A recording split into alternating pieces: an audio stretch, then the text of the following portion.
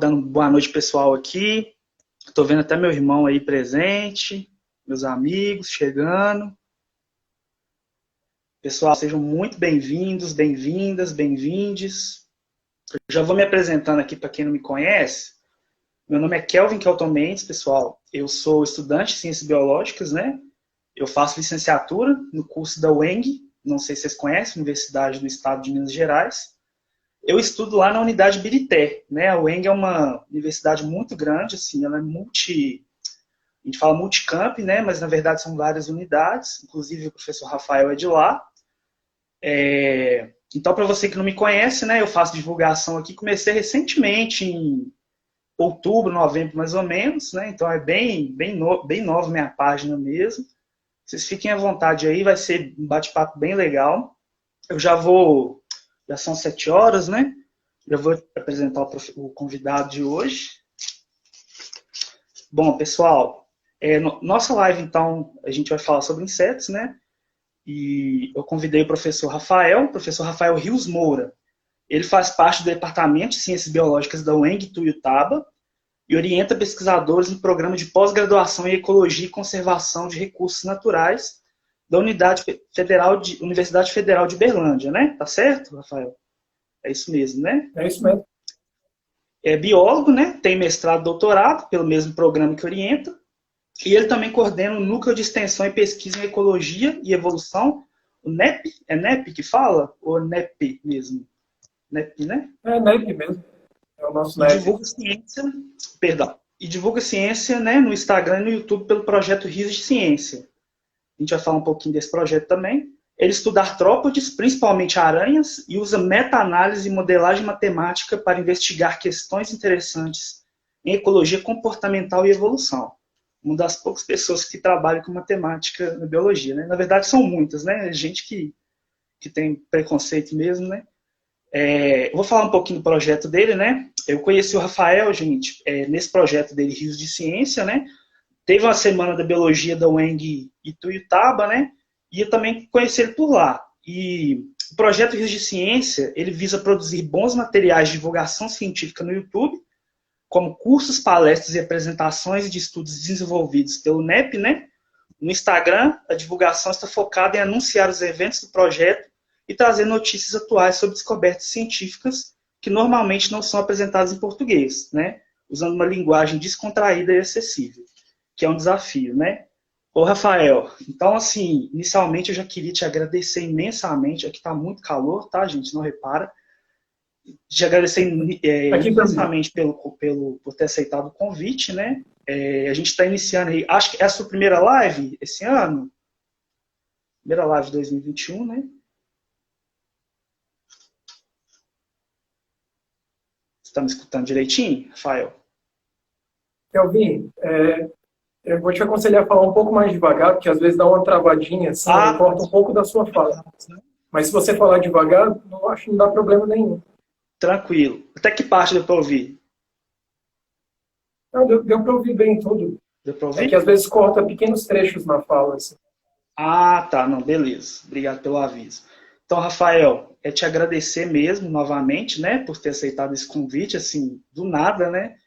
E estou muito feliz a gente começar com esse tema, que é muito interessante, assim, para várias pessoas, né? Não só da biologia, mas os insetos, eles são um tema, assim, eles fazem parte da nossa vida mesmo, né? A gente acorda muitas vezes na presença de insetos e não de pessoas, propriamente falando, né? Então, os insetos, eles fazem parte de um grupo muito diverso e a gente vai falar sobre isso hoje. Então, muito obrigado pelo convite, tá? E você quer falar alguma coisa? A gente vai falar sobre o seu Instagram depois, né? Eu só agradeço demais pelo convite, te dou os parabéns também, Kelvin. É muito legal ver que você está se engajando em divulgação científica.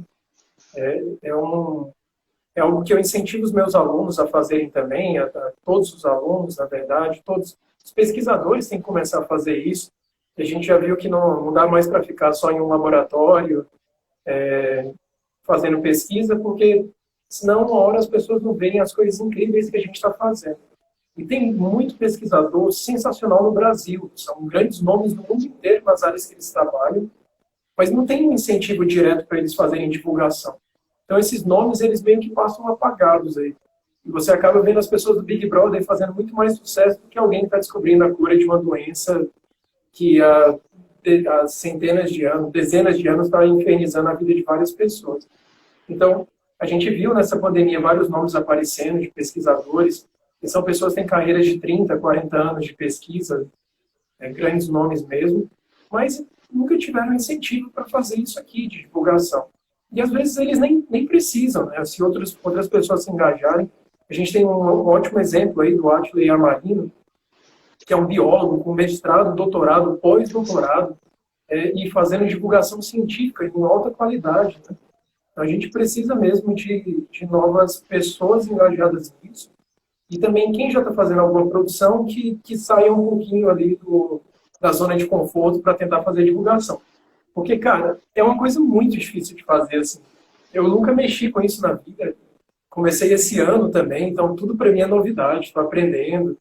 E a ideia é, pelo menos, disponibilizar algum conteúdo online para quem tiver interesse, dar uma aprofundada. E no Instagram são coisas pequenas, textinhos curtos, mensagens e tal. Lá no YouTube eu comecei a colocar alguns vídeos de cursos.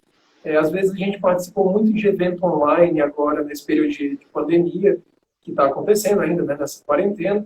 E isso ia ficar meio ocioso. Onde que coloca esse material? Participei de vários eventos, vou guardar isso aonde? E isso me incentivou a começar esse projeto, que é uma brincadeira com o meu sobrenome, né, de Rafael Rios. Eu chamo de Rios de Ciência. Então, estou divulgando lá no YouTube, no Instagram.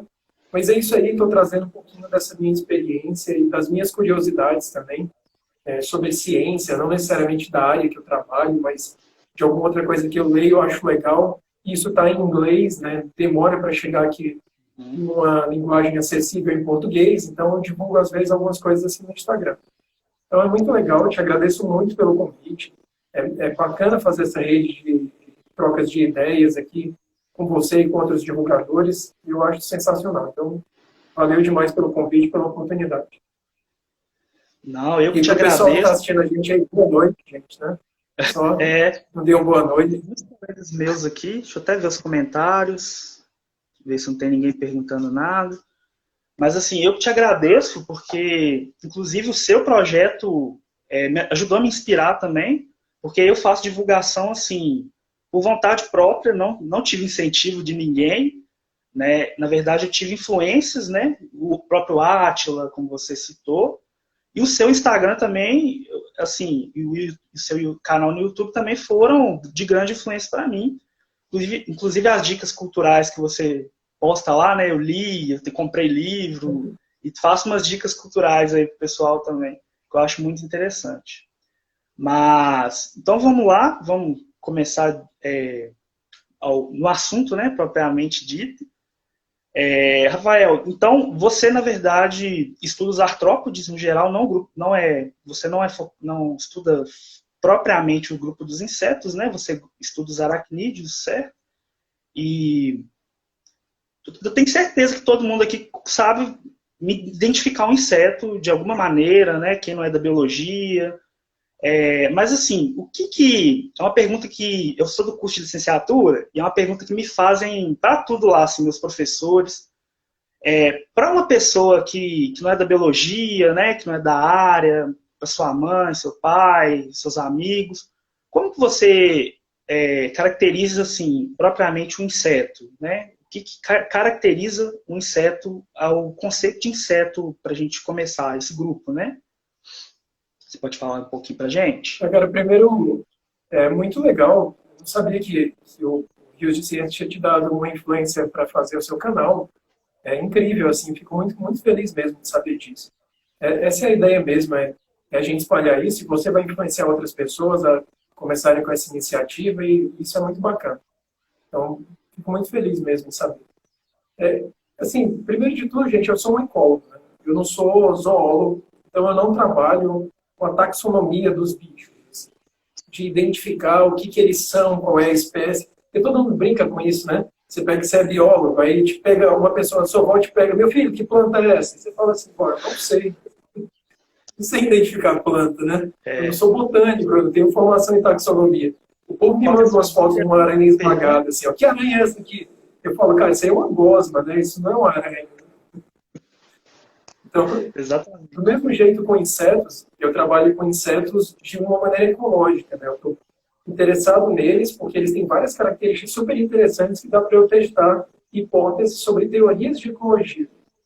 Mas isso ajuda a gente a entender muito mais sobre a vida desses bichos, porque quando a gente olha muito para os humanos, né, o que o humano faz, a gente fica muito preso na cabeça que toda a natureza se comporta como os humanos se comportam. Isso é uma ilusão. Os insetos são incríveis porque eles quebram todas essas regras. Eles pegam o livrinho de regras do que é ser um humano e jogam isso no lixo e começam a fazer as próprias regras deles. A gente já vai falar um pouquinho mais disso, né? Sobre o que faz esses bichos se diversificarem, serem tão variáveis assim. Mas, primeiro de tudo, o que é esse inseto? Que o Calvin perguntou, né? O jeito fácil de você identificar um inseto é olhar para um bicho que ele tem um exoesqueleto, né? Uma carapaça dura de quitina. Então, ele tem que ter esse exoesqueleto e ele tem que estar dividido em 3 segmentos, que é cabeça, tórax e abdômen. Então, vamos lá. Tem um exoesqueleto e tem os 3 segmentos, cabeça, tórax e abdômen.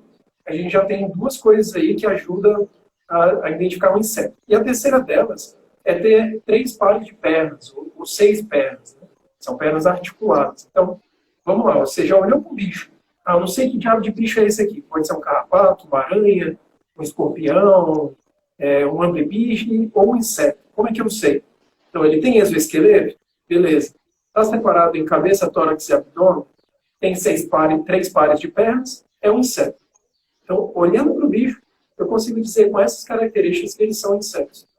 Você acha que isso é a melhor dica de você saber se aquelas coisas que você está vendo lá no meio da mata e tal, é um inseto.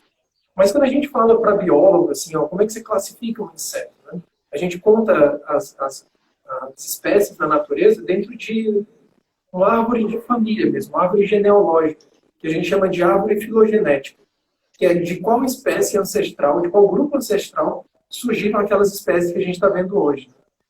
Então, para botar um contexto assim de o quão aparentado a gente está de um inseto, nós somos metazoários, né? Somos todos animais, nós e os insetos, e nós também somos bilatéria, né? Porque eu e o inseto temos você, né, que está assistindo a gente, o inseto tem simetria bilateral. Então a gente compartilha esse ancestral comum, que já se separou há milhões de anos atrás, que era um bicho que também tinha uma simetria bilateral. E aí, um ramo, ele passou a se modificar no que dá origem a todos os deuterostomados. Isso é uma característica de desenvolvimento embrionário, de quando surge a boca e o ânus, né? O deuterostomado, ele é quando a boca ela surge depois do ânus. Então, se forma primeiro a estrutura que vai ser o ânus, depois a boca. E tem um outro grupo que é o contrário, que são os protostomados. Então, os insetos evoluíram nesse clado, nesse ramo de história, essa árvore filogenética aí, dos protostomados. E daí vão ter vários outros ancestrais que vão se modificando para o clado dos artrópodes. Né? Então, lá tem o panartrópoda, que vocês já devem ter ouvido falar no tardígrada e unicófora. Tardígrada, especialmente, é um bichão bem famoso, aí, é o super-herói dos Superman dos animais. O bicho resiste ao zero absoluto, gravidade, resiste ao vácuo, resiste a temperaturas altíssimas e ainda sobrevive. Então, ele é um clado irmão do panartrópode, aliás, faz parte do panartrópode, que é um clado irmão dos artrópodes. E dentro dos artrópodes, a gente tem crustácea, que vocês conhecem bem, são os caranguejos, os siris, as lagostas, né, camarões. Tem os miriápoda, que aí vocês também conhecem, que são aquelas centopeias. E tem os quericerata, que são um grupo que eu também trabalho, que envolve aranha, escorpião, ácaro e os carrapatos. E um grupo irmão desses, que também está nesse mesmo clado, são os artrópodes. Aliás, perdão, são os hexápoda. E hexápoda é o que a gente chama de inseto. Então, quando você fala assim, o que são esses insetos? O que é esse bicho aqui? Como é que a biologia enxerga o que a gente chama de inseto? Isso aqui é um subfilo chamado de hexápoda. E isso é o que dá, é assim que o biólogo define o que é um inseto. Então, esse nome inseto, ele digamos, ele não é usado na filogenia, né, do jeito que a gente classifica biologicamente os insetos. É um termo popular para a gente se referir a esses bichos do subfilo Hexápoda. Então, assim, para dar um contexto geral, mas se você olhar para um bicho que tem exoesqueleto, cabeça, tórax e abdômen separados, 3 segmentos, e 6 pares de pernas, perdão, 3 pares de pernas, você já manja, esse bicho aí é um inseto. Sim. Você já pode excluir as aranhas daí, que a maioria do pessoal confunde mesmo, né? Fala que a aranha é inseto, dá uma... tem umas coisas, assim, muito interessantes que você falou aí. Conhecimento popular, ele tá tão, assim... A respeito dos insetos, ele é muito interessante, né? Dá para citar vários exemplos da família, dos amigos. Outro dia apareceu... Tá na época de chuva, então, época de chuva, aqui em casa aparece muito bicho diferente. Outro dia eu vi uma cecília, aquela cobra cega, eu nunca tinha visto. Aí apareceu uma lagarta, daquelas verdes bem ornamentadas. Como que chama aqueles pelos da lagarta? Você sabe disso? Não é pelo, né? É que elas são bem venenosas. Eu não sei o nome da estrutura mesmo, não, mas às vezes pode queimar, né? Pode causar alguma irritação na pele. Isso. Aí meu pai me chamou, né? Meu pai sabe que eu gosto de bicho, me chamou desesperado, Kelvin, vem cá ver, vem cá ver. Quando eu olho uma lagarta verde enorme, né? Ele, isso aqui é mandruvá, isso aqui não pode nem encostar que dá febre. Eu já encostei, isso aqui deu febre, isso aqui mata, vou matar ela. Eu falei, não, pai, ela vai virar borboleta, né? Falou, isso aqui não vira borboleta, não. Temor comigo que não vira borboleta, lagarta, né? Então, assim, é muito engraçado. Aí eu não deixo... Aqui em casa eu não gosto de matar bicho, né? O povo morre de raiva. Mas é uma coisa muito interessante. E os insetos, eles são o grupo mais diverso de animais do mundo mesmo, né? Inclusive, eu fiz a disciplina optativa na faculdade, lá, eu estou no 7º período. Foi lá no 2º período, Sistemática e Evolução dos Insetos. Foi a disciplina mais difícil que eu fiz. Parecia uma disciplina de pós-graduação mesmo, porque é muito nome, é muito grupo, muita coisa, é muito decoreba mesmo, e cada nome que, assim, eu uso aquela estratégia, né, porque os nomes dão dicas pra gente, né, por exemplo, hexápoda, hexa 6, poda, patas, então eu sei que são um grupo que tem 6 patas, mas é cada nome, lepidóptera, né, o grupo das borboletas, das mariposas, vários outros nomes, a gente fica louco.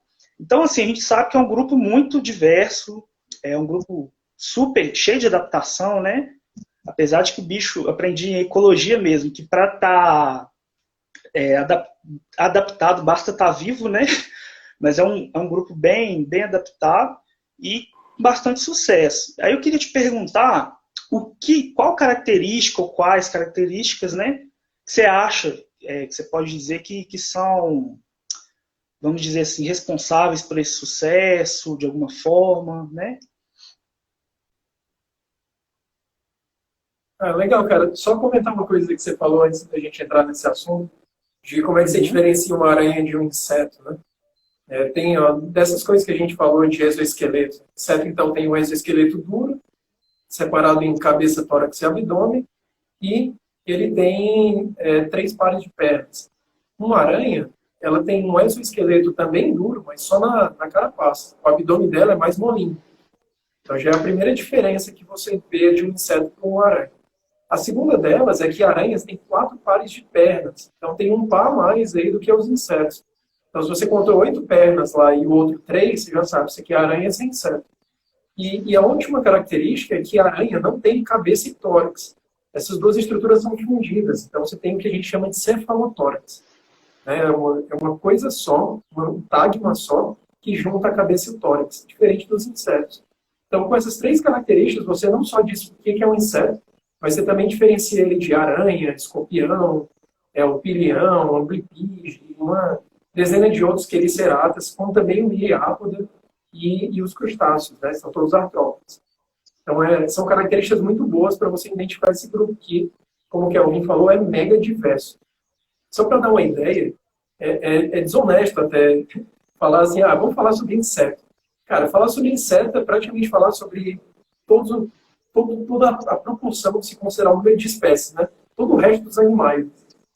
Para você ter uma ideia, se comparar com... A gente tem em torno de aliás, tem mais, né? Só para hexápoda, a gente tem em torno de 1 milhão de espécies descritas até o momento.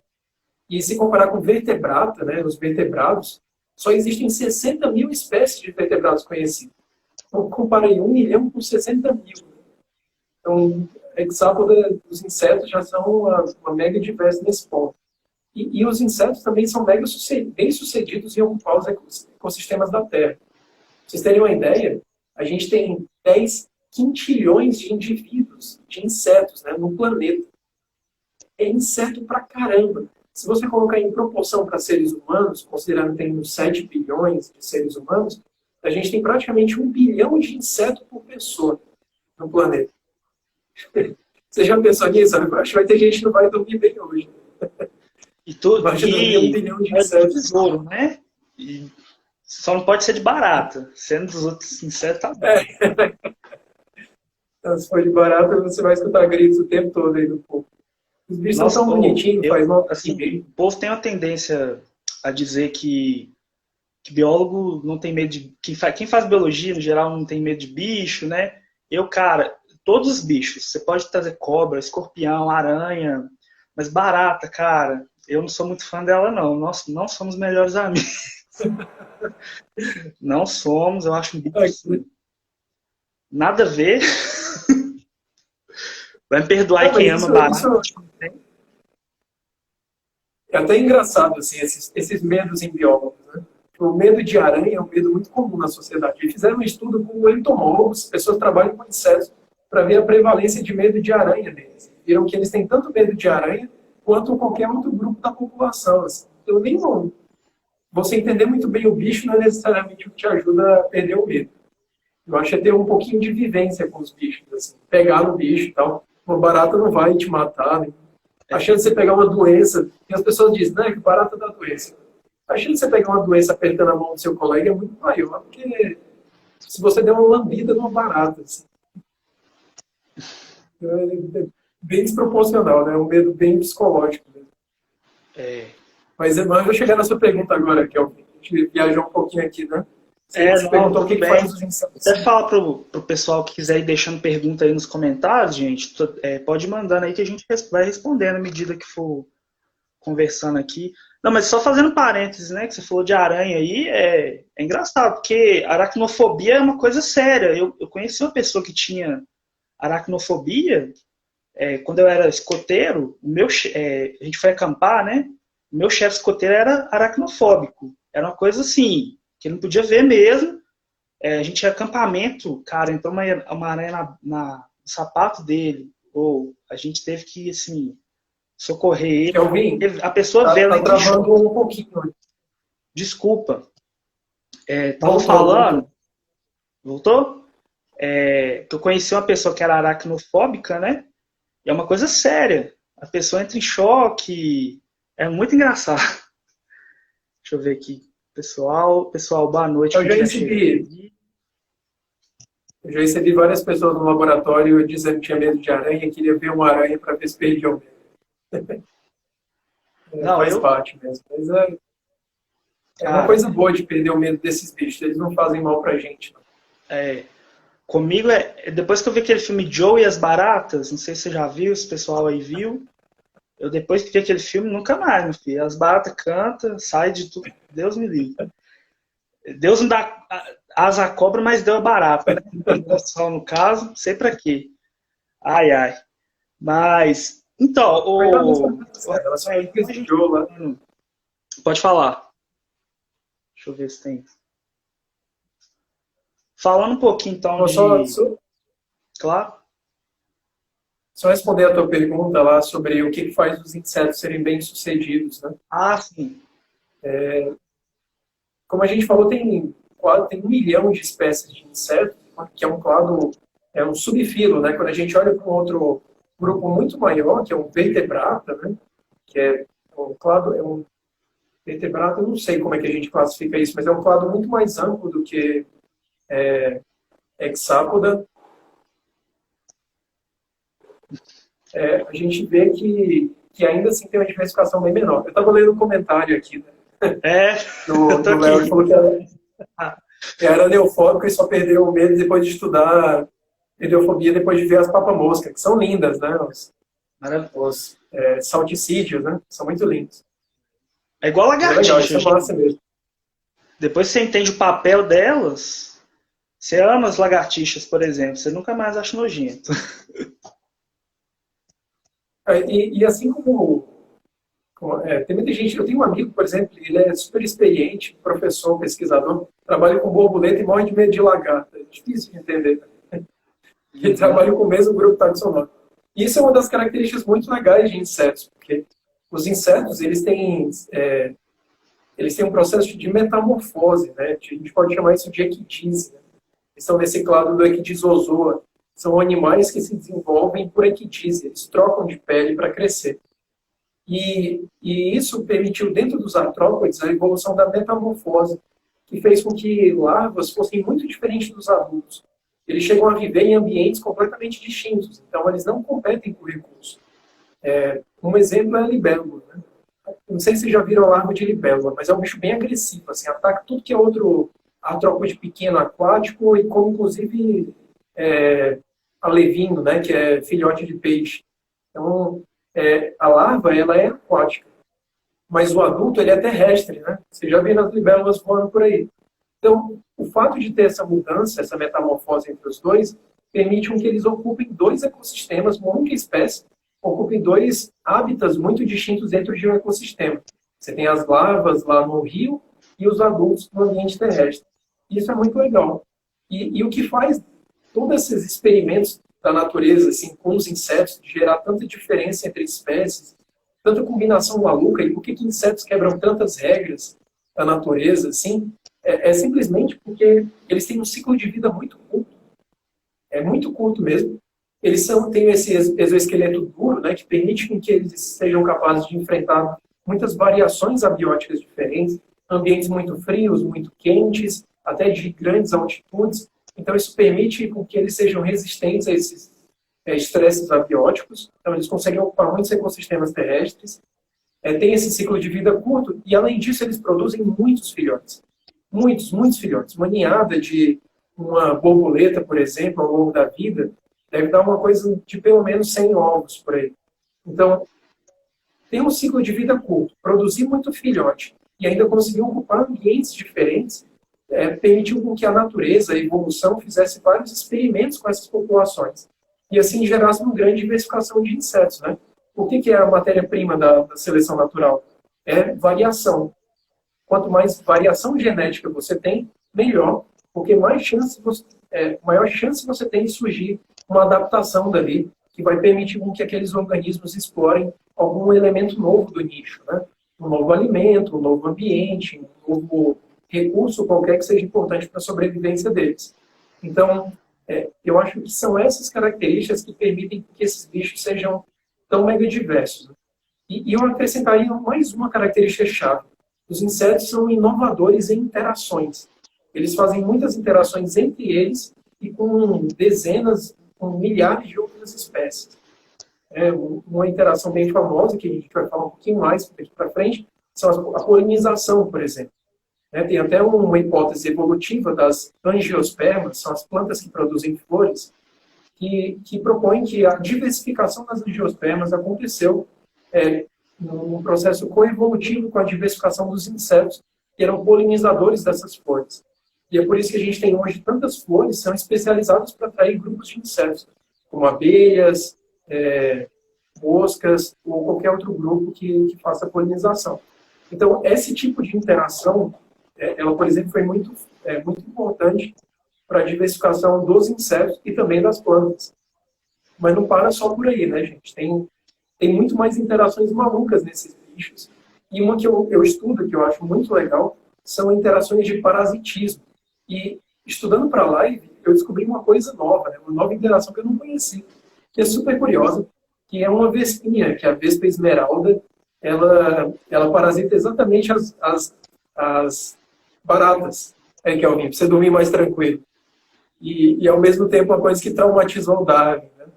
E olha que comportamento legal. Essa vespa esmeralda, ela dá uma ferroada em uma barata.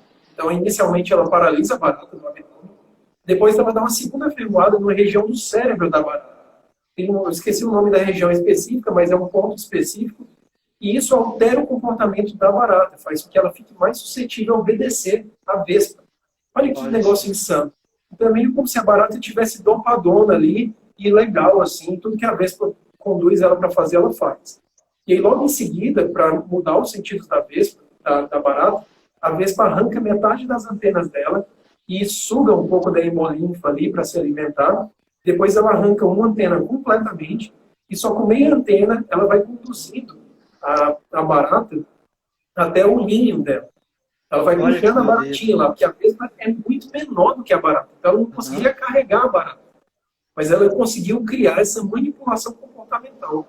Então, ela vai carregando a barata até o ninho, coloca ela dentro de um buraco, paralisa a barata e deposita os ovos lá. Então a barata ainda está viva, os ovos vão ficar na axila da barata até eles eclodirem e a larva atingir, eu acho, o terceiro insta, que é quando ela come a barata inteira. Então olha que ciclo maluco, né, de manipulação comportamental. Então os insetos têm todas essas variações incríveis de comportamento, de interação com outras espécies, e eu acho que isso essas características foram a grande chave de ter um ciclo de vida curto, esse exoesqueleto, que existe a grandes variações abióticas, e também produzirem muitos filhotes.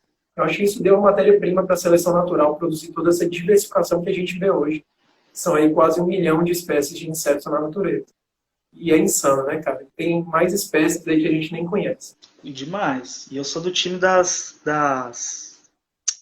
vespas agora. Aí o Léo, né, perguntou aqui, acho que você até respondeu, ó.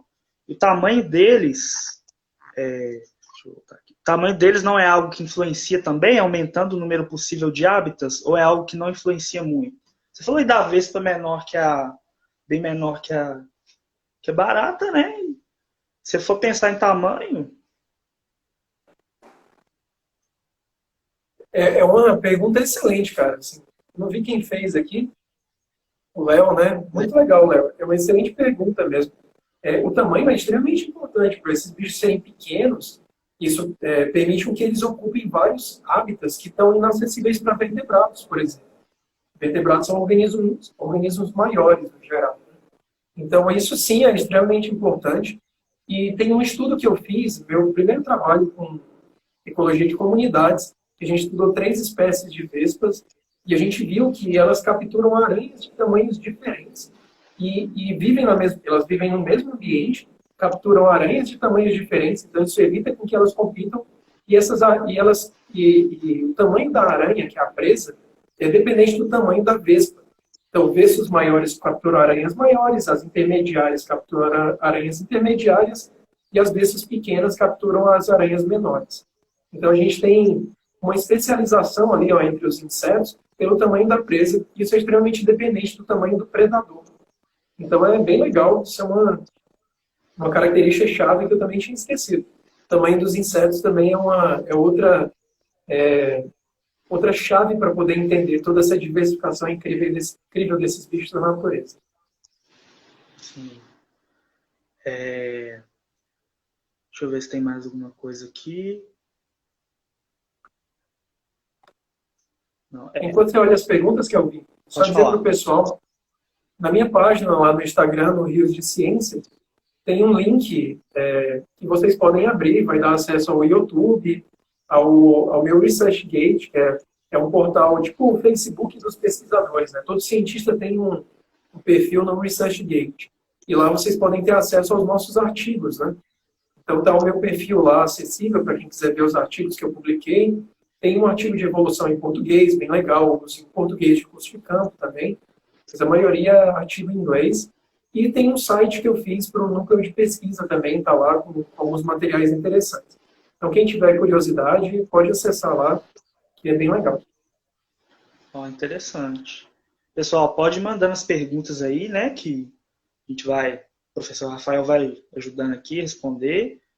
Ô, Rafael, então você até que chegou a falar da questão da polinização, né? E aí eu lembrei de uma coisa interessante, a gente falar agora um pouco de conservação também, né?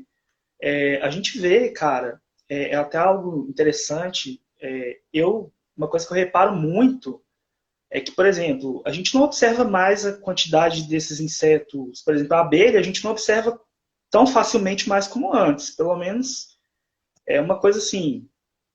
Antigamente, você estava ali com um copo de suco, de refrigerante, tinha 5 abelhas em volta. Hoje em dia, muito difícil, né? Você vê em flor mesmo. Então, assim, por que você acha que seria interessante, por que é interessante, na verdade, ações de conservação de insetos? Você acha qual que você acha que é o papel da importância da conservação desse grupo? Para a gente, né, para o mundo em geral, para a natureza, os ecossistemas, né? Cara, assim, acho que a primeira resposta para essa pergunta, meio que ela já foi, né?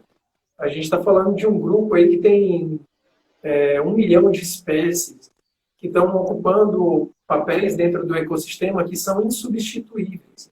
Então, se essas espécies aparecem, ninguém mais vai fazer aquela função dentro do ecossistema, porque a gente falou aqui de outros grupos de artrópodes, ou mesmo de qualquer outro animal, não é capaz de ocupar aqueles hábitats que os insetos ocuparam.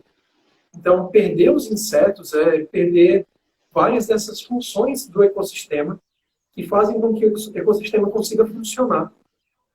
Até teve uma iniciativa recente, tem poucos anos, assim, poucas décadas se faz isso, que é tentar mensurar o impacto econômico, que é perder algum grupo taxonômico da natureza, o que isso afeta a economia de um país.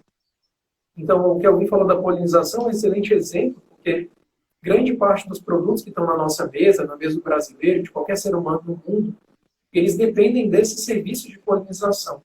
Como, por exemplo, a maçã, o pepino, abacate, a abóbora e várias outras frutas, aí, o girassol, né?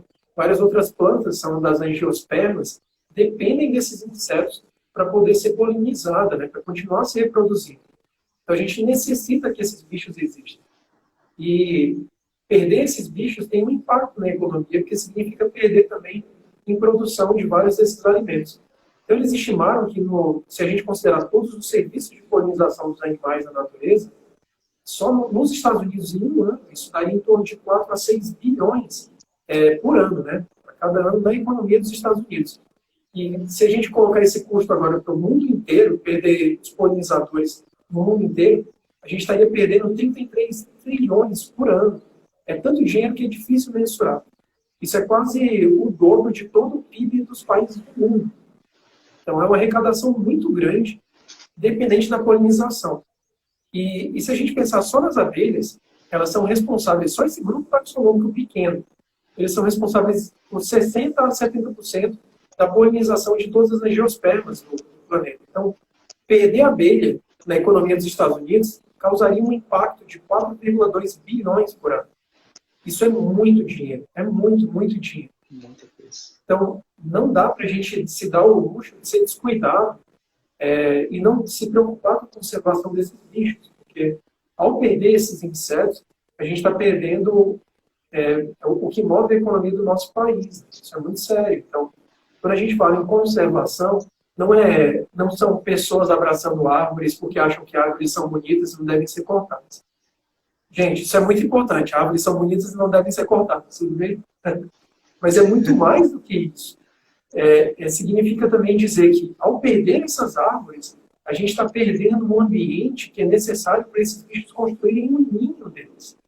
Então, não adianta eu simplesmente dizer assim, aqui tem um monte de abelha.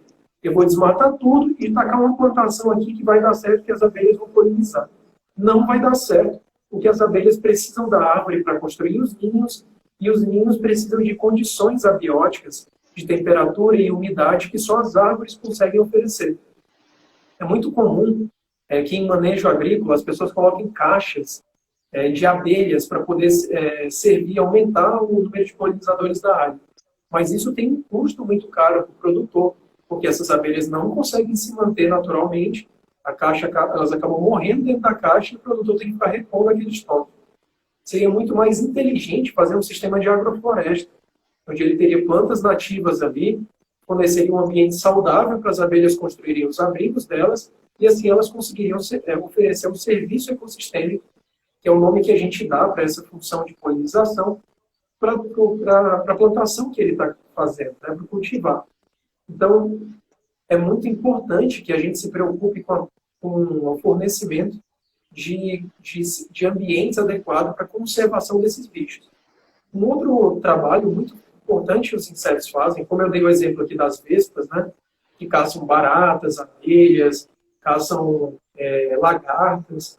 Então, elas têm uma função muito importante, que é a regulação de várias dessas pragas agrícolas e outros ou simplesmente herbívoros que detonariam as plantas nativas. Né? Então, ter os predadores desses herbívoros é muito importante, porque evita com que as populações deles cresçam demais e que elas detonem as plantações e detonem a flora nativa.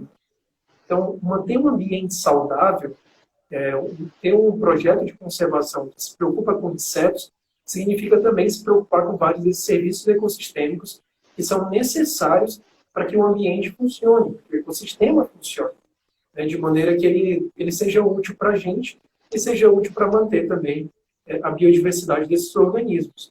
Então, pensar em conservação hoje, sem pensar em conservação de insetos, não faz sentido, não é coerente.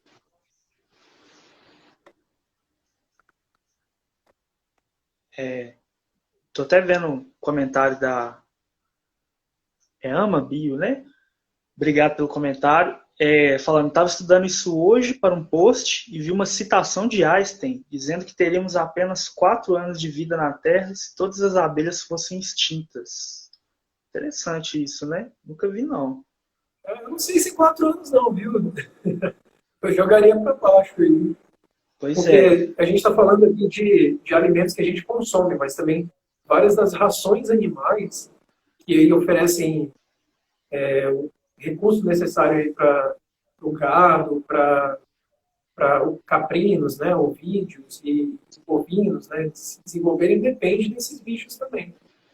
Sim. E aí você pensa, comentário, desculpa, que hoje, assim, o veganismo, né, é um movimento que está crescendo muito, né? Não só essas pessoas seriam diretamente afetadas, mas a gente que come carne, consome carne também, porque exatamente por causa disso que você falou, né? Esses organismos também dependem dos insetos, né, para sobreviver, para garantir os recursos mesmo, né? O Tiago está perguntando aqui, obrigado, Tiago, pelo comentário. Professor, o uso de agrotóxico prejudica a polinização? Legal, Tiago. Excelente pergunta. Sem dúvida prejudica, né? As maiores causas de extinção de abelhas hoje, além do que eu comentei, né, que é a degradação do hábitat, onde elas usam para nidificar, para construir as colônias, é o uso abusivo de agrotóxicos. A gente tem uma equipe muito legal da UFO, de pesquisadoras, né, 2 professoras fazem excelentes trabalhos lá, que investigam o efeito dos agrotóxicos sobre os polinizadores. E o efeito é muito danoso. Assim. E o Brasil está passando por um período esquisito, que já foram liberados, acho que cerca de 400 agrotóxicos são proibidos na maior parte do mundo, e aqui eles são usados, foram liberados para uso, e a gente sabe que eles são agressivos para praticamente toda espécie animal, incluindo a gente. Né? Eles podem causar câncer na gente ou até induzir outras doenças aí, que podem ser super graves. Né? Então, pensar em conservar serviços ecossistêmicos sem usar agrotóxicos é uma estratégia muito inteligente para um planejamento de médio e longo prazo. Então, essa é a parte legal de estudar ecologia. Porque, como eu falei, assim, você perde, por exemplo, os polinizadores, aí você perde as plantas que eles polinizam. Né? E essas plantas, aí o cara que come carne diz assim, mas isso aí só vai afetar o vegano. Mas o gado lá come as plantas que são polinizadas pelas abelhas, né? Então você perdeu essas plantas, vai perder o gado também, não vai conseguir sobreviver comendo outras coisas. E aí, no fim das contas, o que você vai ter é a nossa cadeia nutricional toda deteriorada e todo o meio ambiente deteriorado. Então, é muito importante a gente começar a enxergar as coisas não pontualmente, né, como uma causa e um efeito, mas como uma rede de interações, e a gente não pode perder nenhum dos pontos dentro dessa rede, porque se a gente perde, a gente não entende exatamente o que acontece com todo o resto dessa rede de interações. Então, o estudo da ecologia está em entender essas interações diversas, né? Para a gente saber assim, se eu for fazer uma mudança no ambiente, essa mudança precisa ser cautelosa, porque eu preciso saber o que ela vai afetar. Então, se um produtor decide, eu vou usar agrotóxico aqui agora, de qualquer jeito, ele, vou pegar aqui, a recomendação é usar, sei lá, 10 ml disso aqui. Mas esse bicho aqui eu não vou com a cara dele, tá atacando minhas plantações, eu vou colocar 30 ml. Cara, você está fazendo um bagulho insano ali, um efeito que ninguém nem conhece, porque ninguém usa 30 ml. Então você pode estar matando coisas que ninguém nunca imaginou que morreriam, ou até estar contaminando os alimentos. Então, isso mostra que tem que haver muita responsabilidade em como essas coisas são feitas, né? Esse manejo da agricultura, o manejo da fauna, da flora. Isso serve para ambientalista também, né? Que não tem formação em biologia. O cara diz assim, essa área aqui está desmatada, eu quero plantar uma árvore. Vou pegar umas mutinhas ali que meu tio me deu e tacar aqui. Pô, cara, calma, né? Essa muda de quê, né? Se for uma planta exótica, invasora, ela pode acabar matando ali toda a fauna nativa e a flora. Né? Ela pode ser extremamente prejudicial e danosa para o ambiente. Então, é muito complexo essa maneira de como a gente mexe no meio ambiente. É por isso que os governos mundiais estão cada vez mais preocupados na maneira como a gente vem fazendo isso. E é por isso que a função de biólogo deveria ser muito mais importante e central dentro da sociedade. Porque ninguém mais estuda isso além da gente. Né? Então, é delicado, é um assunto bem delicado. Assim. Porque ainda eu acho que não existe uma boa conversa ainda entre a biologia e a agronomia. Elas estão bem desconectadas, assim. E eu sinto que o produtor ele quer fazer isso, quer aumentar a sua produção, mas sem necessariamente estar preocupado com os efeitos de médio e longo prazo das ações que ele está tomando. Né? As agências de regulação estão aí para tentar evitar que isso seja mais danoso, mas é muito difícil, né? É muito difícil. E no fim das contas, o que a gente está vendo é uma morte massiva de abelhas por conta do uso excessivo de agrotóxicos, exatamente porque não existe uma boa regulação, uma boa orientação de como usar esses agrotóxicos. Sim. É bem complexo, né? Essa questão do agrotóxico, assim, cara, é interessante você pensar. Eu dar um exemplo assim. Eu hoje, um dos presentes que eu mais gosto de ganhar é quando alguém vem da roça e me traz uma fruta sem agrotóxicos. É uma coisa assim. Eu como alimento sem agrotóxico pensando, gente, eu tô comendo um alimento sem agrotóxico, nossa, que incrível. Porque tá se tornando a coisa muito rara, assim, pelo menos na minha realidade, né? As pessoas que vivem no campo, né, são de outra realidade, podem dizer, mas eu, pelo menos, assim, é só coisa com agrotóxico porque a gente não planta, né, não tem esse costume. Então, quando alguém vai na roça, né, traz sei lá, um abacate sem agrotóxico, é uma coisa assim, cara, incrível. Pessoal, ver se tem mais perguntas. A gente tem só comentar isso que você falou, assim, o agrotóxico ele não é necessariamente um vilão, assim, tipo, odiar tudo que é agrotóxico. Não é bem isso a mensagem que eu quero passar. Sim. É de que tem alguns que a gente pode usar, mas tem uma dosagem para isso, tem uma frequência de como se usa isso. Você não pode simplesmente pegar qualquer agrotóxico e sair borrifando por aí. Então é por isso que os agrotóxicos são danosos aqui no Brasil, porque eles são usados de uma maneira inadequada, assim, prejudicial. Mas você deve saber muito bem, já que você é da roça, e eu vivi a minha vida inteira assim também. Eu sou de Limoeiro do Norte, lá no Ceará. Então, meu tio mora no Trairi, que é outra cidadezinha pequena, planta lá. E algumas cultivares é muito difícil de fazer dar certo se você não usar alguns agrotóxicos. Imagina uma produção em ampla escala. Então, eu compreendo que é importante fazer isso. Mas daí é que está, para isso serve estudo. Vamos fazer, mas vamos fazer com responsabilidade, para que no final a gente não esteja dando um tiro no próprio pé.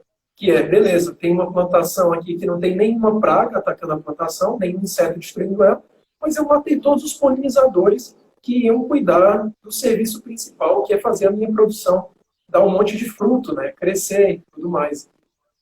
E aí você acaba fazendo, o que eu chamo de fazer de maneira irresponsável é isso, é prejudicar a própria produção do produtor e também gerar um dano que ele nem está prevendo, como contaminar lençol freático, e aqueles agrotóxicos escoam ali para o solo, vão para o lençol freático e isso chega na água que a gente bebe em casa. Né?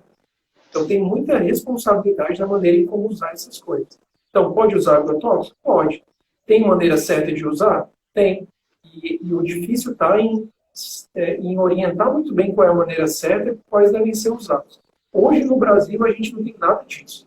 O negócio está torto e à direito aí, e a situação está bem feia mesmo de uso de agrotóxico aqui, que é proibido na maior parte do mundo. E isso é bem complicado. Bem complicado. A Ana falando aí, né, que a descriminalização que estamos vendo também é muito perigosa, pois coloca em jogo agrotóxicos perigosíssimos, né? Como você bem disse aí. Pessoal, a gente está quase chegando ao final já, né? Se alguém tiver mais perguntas aí, se você quiser dizer mais alguma coisa, Rafael, sobre esse assunto.